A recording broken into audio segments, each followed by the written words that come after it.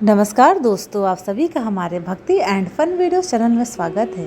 आज मैं आप लोग को धनतेरस की पौराणिक कथा सुनाने जा रही हूँ। तो चलिए भक्तों, श्रवण करते हैं।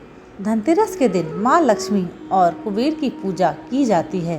कहते हैं इस दिन अगर माँ लक्ष्मी प्रसन्न हो गई तो समझो उस भक्त के घर धन धान्य से भर गए।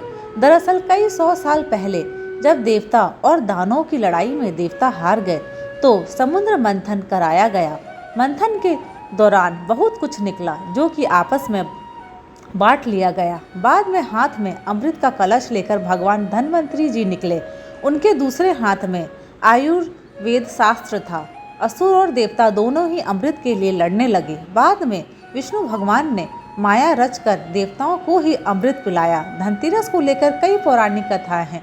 उनमें से 2 कथाएं आज हम आपको बताते हैं।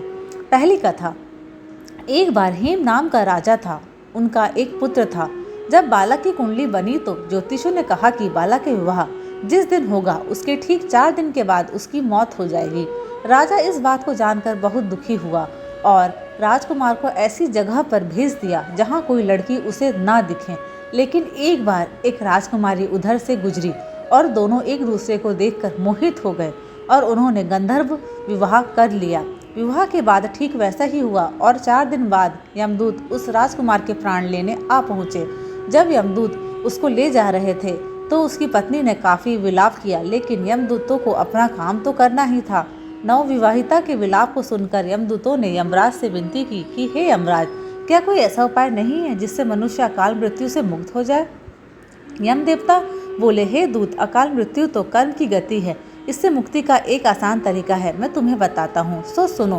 कार्तिक कृष्ण पक्ष की 14वीं रात जो प्राणी मेरे नाम से पूजन करके दीपमाला दक्षिण दिशा की ओर भेंट करता है उसे अकाल मृत्यु का भय नहीं रहता। यही कारण है कि लोग इस दिन घर से बाहर दक्षिण दिशा की ओर दीप जलाकर रखते हैं। दूसरी कथा, एक बार लक्ष्मी माँ भगवान विष्णु के साथ विचरण कर रही थी। एक जगह पर भगवान ने लक्ष्मी माँ को कहा कि आप यहीं रुकें और जब तक मैं वापस ना आ जाऊं आप यहीं रहना। माँ लक्ष्मी का मन व्याकुल हो गया और वो भी विष्णु जी के पीछे पीछे दक्षिण दिशा की तरफ जाने लगी। आगे जाकर सरसों के खेत आए। खेतों में लहलाती सरसों बहुत ही सुंदर लग रही थी। लक्ष्मी माँ ने एक फूल तोड़ा और श्रृंगार किया।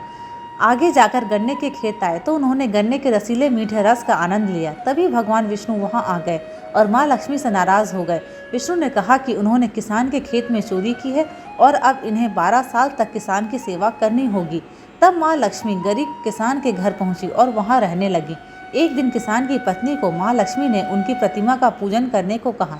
किसान की पत्नी ने वैसा ही किया। ऐसा करते ही उनके घर में धन्य धान भरने लगे और जीवन बहुत सुखी हो गया। 12 साल बीत गए। भगवान विष्णु माँ लक्ष्मी को वापस लेने आए तो किसान ने उनको ले जाने से मना कर दिया।